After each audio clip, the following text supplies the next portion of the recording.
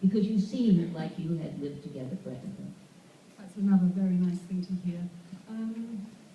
It is, as you say, about surviving things in general, life in general, but being together in love. You know, when a long relationship, this one, of course, many hundreds of years,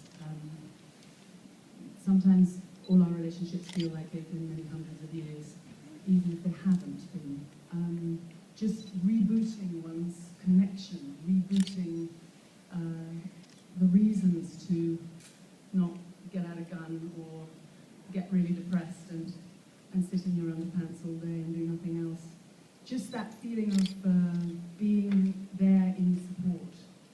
That was something that Jim and Tom and I talked about for a long time before we started shooting. And we were all so clear that what we wanted was a couple who really felt familiar.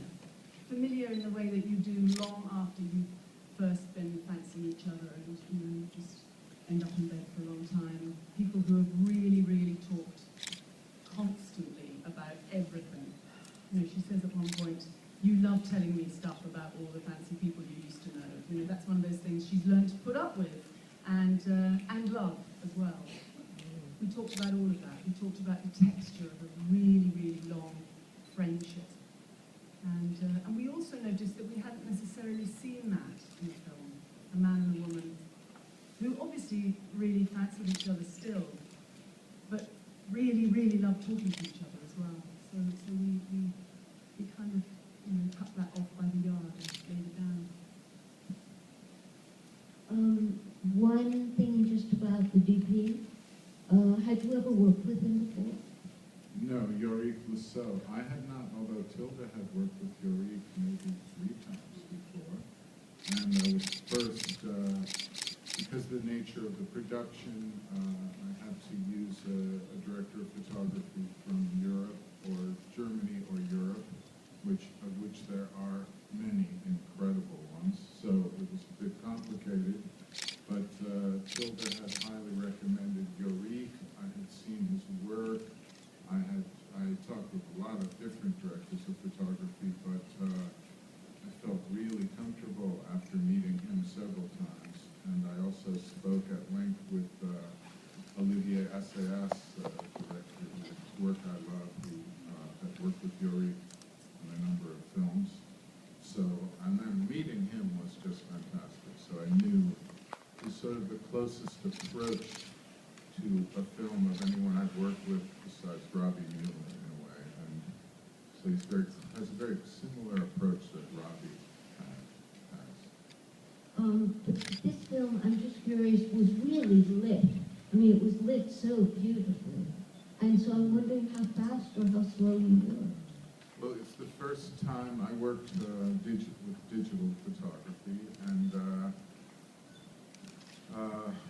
we used this camera, the Alexis, which is, well, I don't like digital for several reasons. I don't like the depth of field, it's very deep. I don't like exterior daylight and skin tones, looks very not appealing to me. And these weren't problems because we don't have any exterior daylight shots. We're shooting interiors with very low light. We were lighting these scenes with light bulbs and these little LED squares and very, very minimal. So we didn't have that depth of field problem either. So the photography, I find it really beautiful. Yeah. Lit very delicately because it's very small lamps, not a lot of big stuff. You know, so. Okay, we're going to open this up. I'm not calling on you. The guys with the mics are calling on you.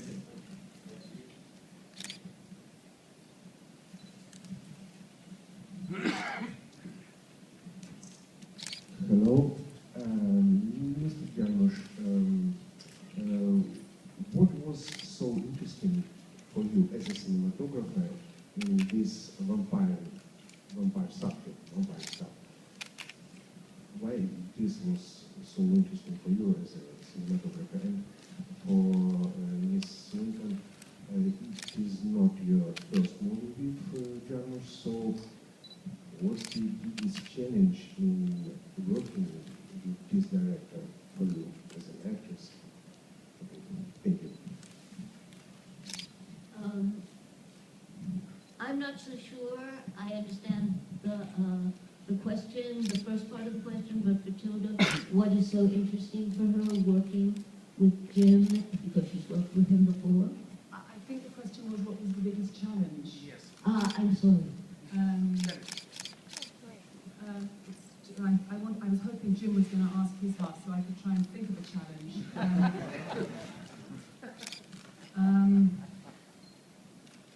I can answer mine. Go on, you answer yours.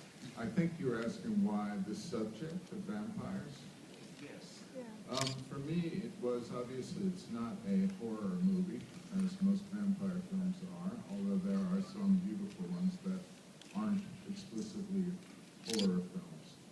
But I think it's just the overview that it allowed, because they had been alive so long, to show a love story that spans that amount of time, and to have characters. After all, this is just a little character study, this film. We're just observing these characters that happen to be very strange and to me interesting. So to be able to see their perception of history over a long period of time was, I think, really attractive to me. And their own love story to span that amount of time is what drew me to it. So obviously, you know, I read something where the film, someone was saying, well, they're vampires, so they're not humans, and therefore there was something, I forget what the point was, but the thing is they're humans, because vampires start as humans, you know. They're not zombies that return from the dead. Vampires don't return from the dead. Well, I guess they can, if they never die, they return from a state of not being dead. I don't know what that means. But so, in any case, they are not just metaphorically humans. They are humans that have been transformed. So they're still humans. So that was interesting. We're all supposed to be the scientific fact here. It's like a zoological lecture. It's a zoological film. Yeah, but you know, it's also logical. So, which is another thing, just in case someone asks. You know, mythology in vampire films is a cumulative thing. For example, having fangs, I think, only appeared in a Mexican vampire film in the 1950s or something. It's very recent. Nosferatu, I don't recall having fangs. But all of these things get added in, like garlic, or you must be invited over the threshold, or the cross, or the holy water. All these things get added in arbitrarily by certain authors who choose this form. So we wanted to add something in there, so we added in these leather gloves that they wear when they're outside of their habitat. Why? Because we wanted to have something that was ours that we invented. And we thought it looked really cool. That's a very important criteria. Thank you for a very sophisticated vampire film. My questions are two. How did you evolve the script in the locations of Detroit and Tangier? Was there an evolution in this, and how do you see the meaning of this? And secondly, in vampire films, there's great stress on interior shots. When you look at the evolution of the genre, all the time there's different ways and forms of interior shots. How did you think about that, or view interior shots when you're constructing your idea for this film? Well, I don't quite understand the interior. Could you just say the second part again about interior shots? Well, very much when you look at how the different, you look at the films in the 60s where there'd be a focus in on the action in a horror film in a confined area, particularly in a vampire film. And then they tend to evolve like that when you see how they're shot today in different ways, like True Blood, for example. And that's what I meant. So they're focusing on the action, you're sort of inside the horror, when you're trying to depict the horror inside of the vampire, and then this is very different, very